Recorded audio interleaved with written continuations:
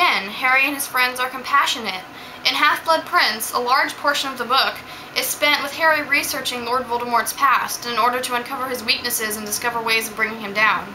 Voldemort is evil, cruel, horrible, has marred Harry's life past repair, murdering innumerable people Harry loves, including Harry's own parents.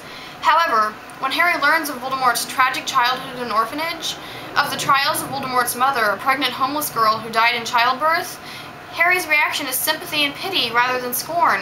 The main characters in Twilight rarely show sympathy or even think about anyone apart from their love interests. Again, I have to make an exception for Carlisle here, since he is the doctor who has worked his whole immortal life to try to help people. However, like I said, he is the exception. In Harry Potter, all of the characters make an effort to help people in one way or another. Dumbledore is the most accepting person you can possibly imagine, both at Hogwarts, where he is headmaster, and the Order of the Phoenix, a secret society founded by Dumbledore, in an attempt to bring Voldemort down when the government refuses to make any efforts. Dumbledore welcomes with open arms anyone who wants to come. He is scornfully known, among more prejudiced wizards, as the champion of Muggles, meaning non-magical people, and of Muggleborns.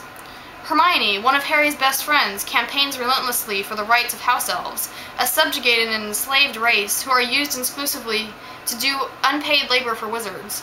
When Ron, another of Harry's friends, comments carelessly that she's wasting her time, she tells him angrily that it's ordinary people who are generally responsible for upholding rotten and unjust systems just because they never make an effort to try and change anything. She continues to work towards freedom for the enslaved elves for the rest of the series. Another issue is physical attractiveness. In Harry Potter, all of the main characters are average in appearance. Harry is skinny and short, with awful eyesight. Hermione is plain, with coarse hair, large teeth, and bad posture. Ron is gangly and long-nosed. Luna is unkempt, with long, straggly hair and protuberant eyes. Neville is plump and round-faced. Ginny, probably the most attractive of the six, is nevertheless also average-looking. The many adult characters are similarly varied in appearance. But guess what? It doesn't matter in the slightest, because they all have interesting personalities that jump off the page. In Twilight, the characters are invariably gorgeous, but their personalities are bland and one-dimensional.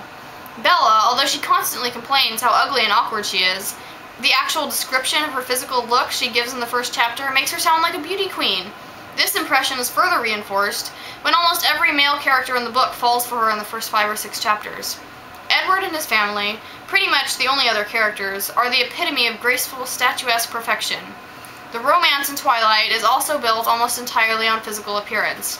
Bella idolizes Edward for his glorious, godlike appearance and not much else. None of the relationships in Harry Potter are this shallow. Harry and Ginny's romance blossoms after 6 years of respectful friendship, and Harry doesn't even start noticing Ginny's looks until he's started liking her for her character. Bella and Edward begin a relationship about 2 weeks after they meet each other, because he's just so hot she already can't live without him. In Harry Potter and the Half-Blood Prince, Bill Weasley and Fleur Delacour hurry into an engagement, which everyone worries is based on physical attraction. However, Bill is soon so badly mauled in a battle that he is unrecognizable, and flighty, shallow Fleur surprises everyone by staying unwaveringly committed to him. Somehow I don't think Bella would be quite so attached to Edward if his marble perfection got ruined. In Harry Potter, young, funky Nymphadora Tonks falls in love with Remus Lupin, a man some 10 years older than her who has spent his whole life in poverty, shunned by the Wizarding Society because of the social stigma of being a werewolf. But guess what? He's an absolutely amazing person. Give me ill, weak, prematurely aged Lupin over any of the hot, shirtless werewolves of New Moon, or any of the Cullen guys either. The only relationship in Harry Potter which is based on appearances is Harry's brief romance with Cho Chang. He doesn't know anything about her, except that she's pretty, and plays seeker on the Ravenclaw Quidditch team. They go on one date in the 5th book, which turns out to be a total fiasco due to her weepiness and jealousy. And yet, he wasted a whole year's crush, and even his first kiss on her. Unlike in Twilight, however, this shallow romance is presented as a cautionary tale, rather than as a perfect type of a relationship. Another thing. Edward knows that Bella is in constant and immediate danger because she is in a relationship with him. He is always trying to frighten her with descriptions of how easy it would be for him to break down and eat her. He's constantly telling her that he should leave, that he can't be with her anymore, that he cares too much about her to do this, blah blah blah blah blah. However, at least in the first book, he never makes the slightest effort to stay away from her. Rather, he takes her miles away from anywhere, due to his amazing super running skills, where he deliberately tempts himself, smelling her, touching her, kissing her, in places where it would be laughably easy for him to kill her, and hide all evidence of his crime. He doesn't even tell anyone where they're going. The least he could have done was let his dad know where they'd be. The best thing to do would be to go where there would be other people, so he would at least be held accountable if he ate her. In Harry Potter, when Harry realizes after only a few weeks of dating Ginny that being her boyfriend puts her in a dangerous position, from Voldemort, not from himself, he tells her that they can't be together anymore, and guess what? He means it.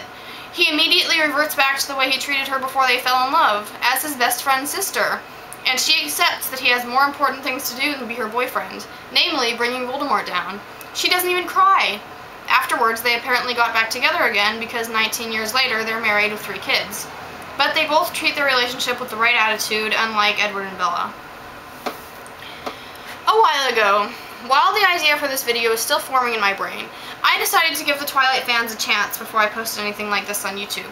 Who knew? They might have some good points. In that case, I certainly wouldn't want to offend them and make myself look stupid in the process. So I went to Google and typed in 10 reasons Twilight is better than Harry Potter. With some trepidation. My whole well-thought-out argument might be about to come crashing down, but I needn't have worried. Here are the first page of search results in the order that they came up. 10 reasons why Harry Potter is better than Twilight. Do the math. 8 reasons why Harry Potter is better than Twilight. Yahoo Answers. Does anyone think Twilight is better than Harry Potter? Top 10 reasons Harry Potter is better than Twilight. 10 reasons why Harry Potter is better than Twilight. 10 reasons Harry Potter is better than Twilight. There were 3 or 4 other sites with similar titles. I'll spare you Twilight fans and not read them all. Okay, so I finally found a site which promoted the opposite opinion. This one, claiming to be the #1 Twilight fan site, was more ambitious. 100 reasons why Twilight is better than Harry Potter. Finally, I thought, clicking on the link, only to find that the post I was interested in was a title only, apparently leaving it to the commenters to decide the 100 reasons. Here are a few of the comments I saw, verbatim. Twilight is so much better because it's real. At least it could be real. There's no love in Harry Potter. Twilight is like the modern Romeo and Juliet, because if anyone has read Romeo and Juliet, you'll see how similar the mindless obsession is. That's why it's better to my pathetically weak brain. Twilight is just so addicting. I read the whole series in like a week. Harry Potter, on the other hand, is not. I can't even finish the books. I'm too dumb. So far, I've noticed that both people have made disparaging comments about their own intelligence in regard to reading Twilight. Maybe Bella's low self-esteem is rubbing off. Okay, here's some more. One word, werewolves. In Harry Potter, there is only 1 book with werewolves. In Twilight, there's 3. Plus, who can't love Jacob?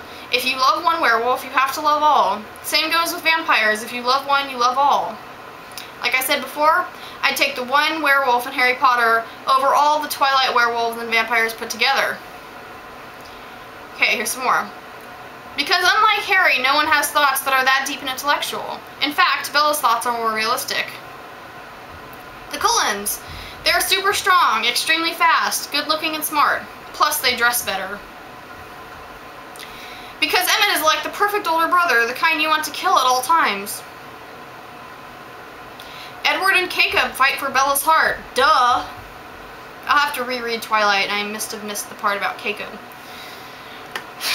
Okay, maybe this site just had pathetically bad luck in Twilight fans.